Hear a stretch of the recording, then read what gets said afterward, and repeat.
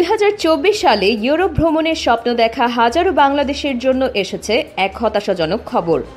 সেনজেনভুক্ত দেশগুলোতে ভিসার জন্য আবেদন করেও বহু মানুষ ফিরে পেয়েছেন শুধুই প্রত্যাখ্যানের চিঠি। গত এক বছরে বাংলাদেশি নাগরিকদের করা প্রায় 39,000 ভিসা আবেদনের মধ্যে প্রায় 21,000 আবেদন বাতিল হয়েছে, যা আবেদন প্রত্যাখ্যানের হিসেবে দাঁড়ায় 54.9%। এই হার শুধু কমোরোস নামের একটি ছোট আফ্রিকান দেশের পরে, যা এই তালিকায় প্রথম স্থানে আছে। এই রিপোর্ট অনুযায়ী সবচেয়ে বেশি বাংলাদেশিদের ভিসা বাতিল করেছে সুইডেন। সেখানে 17,917টি আবেদনের মধ্যে প্রায় 68% আবেদনেই নাকচ হয়েছে। শুধু বাংলাদেশ নয়, পাকিস্তানের অবস্থাও খুব একটা ভালো নয়। 78,000 আবেদন জমা পড়লেও 35,000-এর বেশি বাতিল হয়েছে।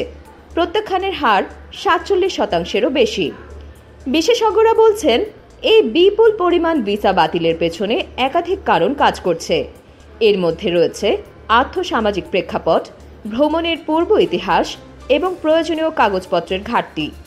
অনেক সময় আবেদনকারীরা পর্যাপ্ত ব্যাংক স্টেটমেন্ট, স্পন্সর লেটার বা সত্যতা যাচাইযোগ্য ট্রাভেল প্ল্যান জমা দিতে পারেন না, যার কারণে দূতাবাসগুলো সন্দিহান হয়ে ওঠে।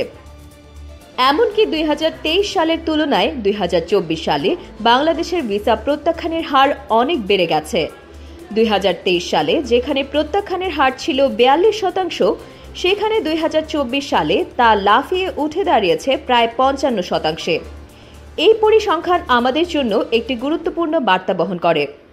ইউরোপ বা অন্য কোনো দেশে ভ্রমণ কিংবা বসবাসের পরিকল্পনা করলে অবশ্যই আগে প্রয়োজনীয় প্রস্তুতি গ্রহণ করতে হবে।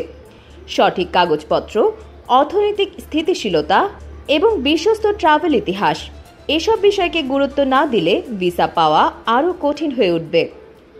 Desk report, the Bengali roots.